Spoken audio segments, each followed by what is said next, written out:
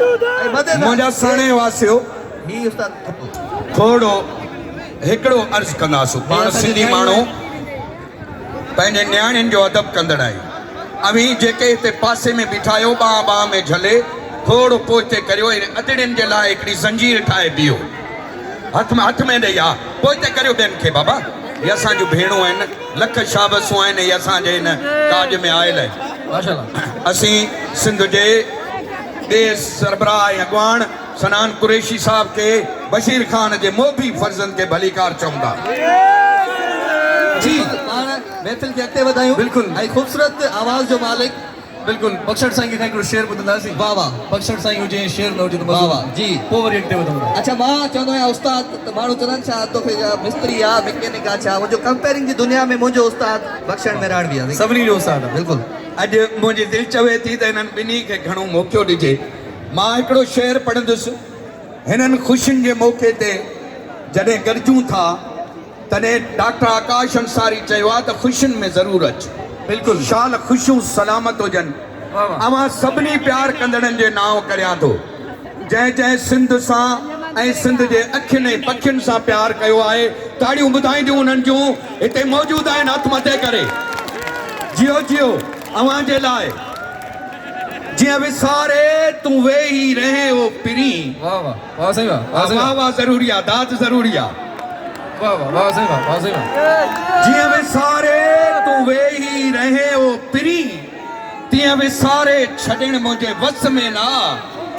तोसां परपुठ ख़यालनि में परचां रुसां, रूबरू कुझु चवण मुंहिंजे वस में ना। तूं गमनि में न मिल पर ख़ुशियुनि में त आ। मुंहिंजे दर्दनि सां तुंहिंजो वञे बि त छा। मां अकेलो अकेलो रोई थो सघां पर अकेलो खिलण मुंहिंजे वस में न आ।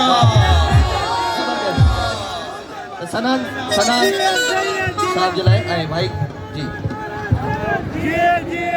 व्यास चांडियो जी समाज जे चेयरमैन ऐं सनान खान कुरैशीअ खे वेलकम था चऊं। असांजे इक़्तिदार में तव्हांजे बशीर खान कुरैशीअ जो असांजे भाउ जो पुटु सनान असांजा गॾु आहे।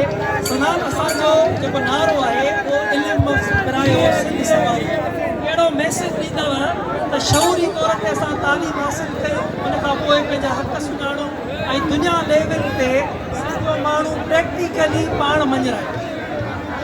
बिल्कुलु आज़ाद क़ौम उहा तालीम सां सुञाती वेंदी आहे। असां तव्हां दोस्तनि खे चवंदासीं पंहिंजी धरतीअ जी मालिकी कयो, पंहिंजी धरतीअ जी वारसी कयो। अचो सिंध हिन वक़्तु ॾुखे सूरत हाल मां गुज़री रही आहे, तव्हां खे पुकारे रही आहे।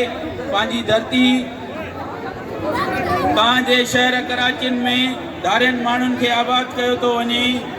उन्हनि खे बेरिया टाउन जहिड़ा मनसूबा ॾेई करे असां सिंधी माण्हुनि खे अक़लियत में तब्दील करण जी साज़िश थी रही आहे, जंहिंजी असां मज़म्मत कयूं था। ऐं तव्हां पूरी सिंधी क़ौम खे चऊं था त अचो पंहिंजी धरतीअ जी मालिकी कयो ऐं वारसी कयो, त जीअं सभिनी खे ख़बर पए सिंध जा मालिक ऐं वारिस असां सिंधी आहियूं, ॿियो केर बि न आहे।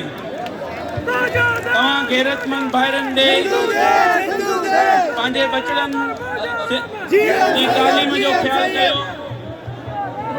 पंहिंजे बचनि जी जॾहिं असांजा माण्हू जेके पंहिंजे शहरनि ॻोठनि मां पंहिंजे शहर कराची अचनि था, हू रोज़गार जी आस रखी त हिते अचनि था त उहो उन्हनि खे रोज़गार नथो मिले।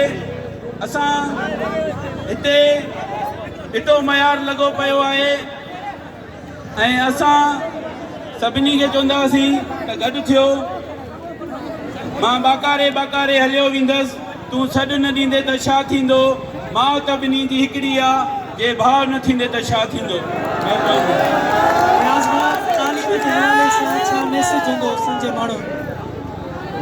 सिंध तालीमी लिहाज सां मुल्क जे अंदरि हथरादू तरह पसमानदा कई वई आहे।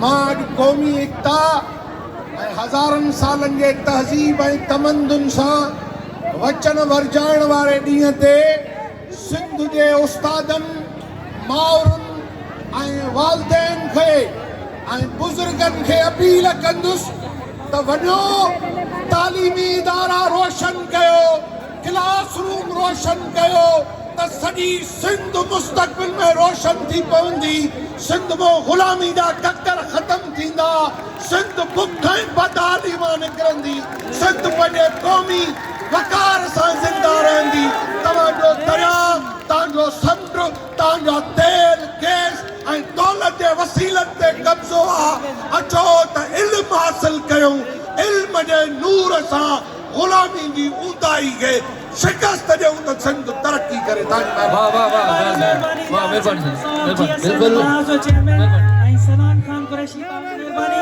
ॿिया बि सियासी अॻुवान हिते पहुचंदा जीअं ई पहुचंदा त उन्हनि जो ख़िताब बि तव्हां ही नंढड़ो जेको मुंहिंजी कच्छनि